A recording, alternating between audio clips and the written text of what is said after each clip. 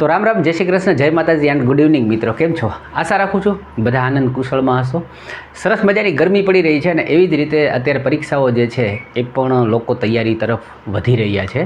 2-4 દિવસ પહેલાં મને અત્યારે આપણે એક જે રિઝનિંગની પેટર્ન સોલ્વ કરવા જઈ રહ્યા છીએ એ દાખલો મને મોકલેલો છે એક સ્ટુડન્ટ દ્વારા કે સર આ પ્રકારના દાખલાઓ છે એ દરેક શિફ્ટમાં 4-4, 5-5 આવ્યા તો થોડી હેલ્પ કરો, મને આવડતું નથી અથવા તો સમજાતો નથી, આવો દાખલો કેમ કરવો. મેં એમની સાથે વાત કરી કે ભાઈ આવા મેં કરાવેલા છે, છતાં આપણને એવું થયું કે ભાઈ નવી પેટર્ન છે, 2026માં બી રિપીટ થઈ શકે એવી છે, તો કેમ નહીં આપણે શીખીએ.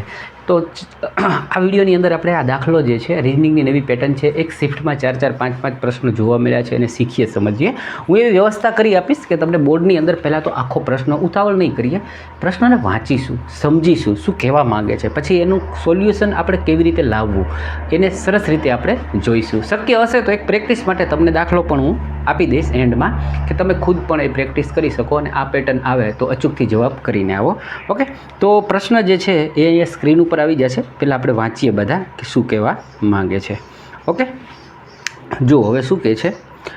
42 નંબરનો દાખલો છે, પેપરની અંદર પૂછવામાં આવ્યું છે કે તે સમૂહ પસંદ કરો જેમાં સંખ્યાઓ એ જ રીતે સંબંધિત છે જેમ નીચે આપેલા સમૂહોમાં, પછી કાઉન્સ કર્યો છે કે નોંધ આપી છે સંખ્યાઓને તેમના ઘટક અંકોમાં તોડ્યા વગર. હું સમજાવીશ શું કહેવા માગે છે.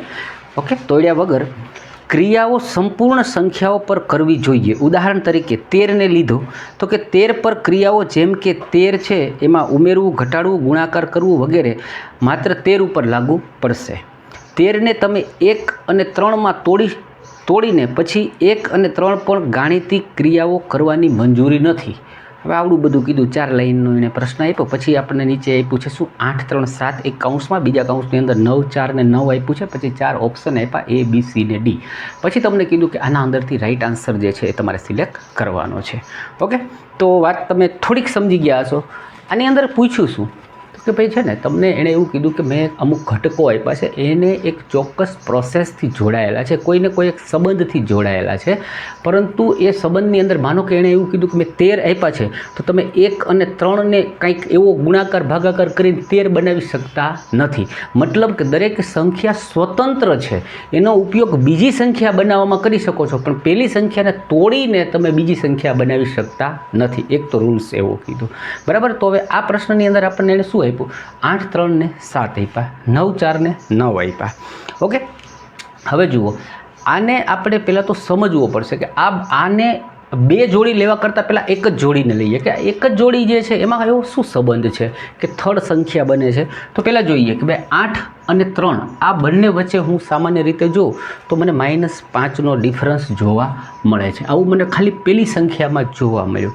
તો એવું બીજામાં બી ચેક કરું કે આ જ પોસિબિલિટી શક્ય છે. તો કે અહીંયા 9 છે અને અહીંયા 5 છે, તો કે હા મને -5નો ડિફરન્સ આ સંખ્યામાં પણ જોવા મળ્યો. તો શક્ય છે આપેલા 4 ઓપ્શનમાંથી -5 જે પેલી બંને સંખ્યાઓમાં હોય મારો આન્સર હોઈ શકે.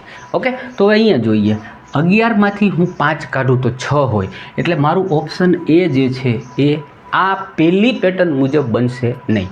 અહીંયા જોઈએ 7માંથી -5 કરું તો 2 બને. તો આપણે એક આને ટીક કરીએ છીએ હાલ પૂરતું કે સંભાવનાઓ રહેલી છે, આન્સર હોઈ શકે, કારણ કે હજુ બીજું એવું કંઈ હોય તો આપણે હજી થર્ડ સંખ્યા ચેક કરવાની બાકી છે. હવે અહીંયા 12માંથી 5 જાય તો જો 12 ને 5 17 થાય, પ્લસનો રિલેશન છે, આપણે માઇનસ કરીએ છીએ, એટલે કે આ ઓપ્શન પણ આના માટે મને લાગુ પડતું નથી. નેક્સ્ટ જોઈએ કે અહીંયા છે 13 અને અહીંયા 8 છે, તો કે 13માંથી 5 જાય તો 8 વધે, કારણ કે 8 ને 5 13 થાય, એટલે એક ઓપ્શન મારા માટે આ પણ પોસિબલ હોઈ શકે. 2 ઓપ્શન નીકળી ગયા. હવે આપણે થર્ડ સંખ્યા તરફ જઈએ. અહીંયા 3 છે અને અહીંયા શું છે 7. તો મને પહેલાં એવું લાગ્યું કે ભાઈ જુઓ કાં તો હું 3 દુ 6 કરીને -7 કરી શકું, તો અહીંયા 4 દુ 8 માઇનસ કરું 1 તો અહીંયા પણ 7 હોવા જોઈએ, જે પોસિબિલિટી નથી. બીજી પોસિબિલિટી મને એવી થઈ કે 3 ને 4 7 થાય, હું 4 એડ કરું તો અહીંયા 4 ને 4 8 થવા જોઈએ, એ પોસિબિલિટી બી મને દેખાણી નહીં. તો થર્ડ કોન્સેપ્ટ મેં વિચાર્યો ઓકે, આવું બધું અત્યારે આપણે વિચારતા થઈએ તો આપણું માઇન્ડ એઝ ઇટ ઇઝ રીતે પરીક્ષામાં પણ વિચારી શકે. મને પ્રથમ નજરે આન્સર મળી ગયો, બટ હું તમે કેવા લોજિક લગાડો છો, કેવું વિચારો, એના માટે હું પણ એ ટાઈપથી એક વિદ્યાર્થી બનીને વિચારું કે હું જ પરીક્ષામાં બેઠો છું, મને આ પ્રશ્ન આવી ગયો તો હું શું વિચારી શકું. એટલે મેં પહેલાં 2 લોજિક વિચાર્યા તો એ મારા ખોટા પડ્યા, હું કન્ફ્યુઝ થયો અથવા તો હું આ આન્સર ના કરી શક્યો. મેં પાછું થોડીક મહેનત કરી, પ્રેક્ટિસ કરી, માઇન્ડને કીધું કે હજુ કાંઈ ત્રીજી પોસિબિલિટી ખરી. તો મને એક વિચાર એવો આવ્યો કે હું 3 જે છે એમાં +1 કરું એટલે શું બને છે તો કે 4 બને છે. હવે એ 4ને જ હું આ 3માં એડ કરું એટલે કે જે સંખ્યાનો ઉપયોગ કર્યો એમાં +1 કરીને 4 નાખું તો 7 બને છે. તો કે હા, આ બંને જે છે એ 7 બને છે. તો એ જ રીતે હું આમાં કરું કે 4માં હું 1 નાખું, જેમ કે અહીંયા 3માં 1 કર્યો તો 4ની અંદર 1 કરું એટલે શું થયું 5, અને એમાં જ પાછી સંખ્યા નાખું તો કે 9 બને છે. ઓકે, એટલે અહીંયા 9 બને છે. આ લોજિક મને અહીંયા લાગુ પડ્યું.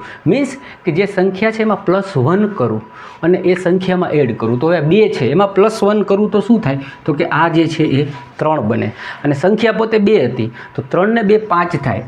તો મારું આ લોજિક હાલ પૂરતું અહીંયા સાચું છે, એટલે મારો ઓપ્શન બી જે છે જવાબ હોઈ શકે. પણ અહીંયા હજી મેં ચેક કર્યું નથી.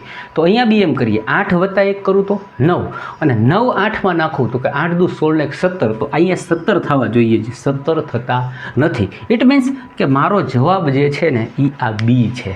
ઓકે, એટલે જે ભાઈએ મને મોકલું છે શાયદ ખેર કે ખરા એવી કોઈક સરનેમ છે.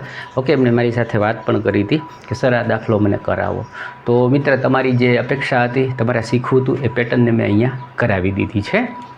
વાત કરીએ તમને ઓપ્શનમાં, એક હોમવર્કમાં હું શાયદ એક દાખલો શોધીને મૂકી દઈશ અહીંયા કે જેથી કરીને તમે પ્રેક્ટિસ કરી શકો. બીજી વાત એ કરીએ કે ઘણા બધા વિદ્યાર્થીઓ નવા હોય છે ચેનલ પર, એમને ખ્યાલ નથી હોતો. તો જે લોકોને ગુજરાતીની અંદર સરસ મજાનું મટીરિયલ પરચેજ કરવાની ઈચ્છા હોય એ મારી પાસેથી ખરીદી શકે છે. વિડીયોની નીચે મારો કોન્ટેક નંબર હોય છે, આપણી ટેલિગ્રામ લિંક હોય છે, જો એમાં તમે જોડાવા માગતા હોય તો જોડાઈ શકો છો. એમાં નાનું મોટું મટીરિયલ મૂકતા હોઈએ છીએ, વિડીયોની લિંક મૂકતા હોઈએ છીએ, નાની એવી ટેસ્ટો અગાઉની પણ ઘણું બધું પડ્યું હશે જે તમે મેળવી શકો છો. ઓકે, જો કંઈ ખરીદી કરવા માગતા હોય તો મારો વોટ્સએપ નંબર આવેલો જ હશે, આપ એના પર મારો કોન્ટેક કરી અને ખરીદી શકો છો. બાકી આ ટાઈપની પેટર્ન જે છે આ વિડીયોમાં જોઈ, કાલ કંઈક નવું વધારે શીખીશું અને રેગ્યુલર ટ્રાય કરીશું કે આપણે વિડીયો મૂકતા રહીએ અને તમારી સાથે મળતા રહીએ. ત્યાં સુધી મસ્ત રહો, સ્વસ્થ રહો અને એકદમ વ્યસ્ત રહો.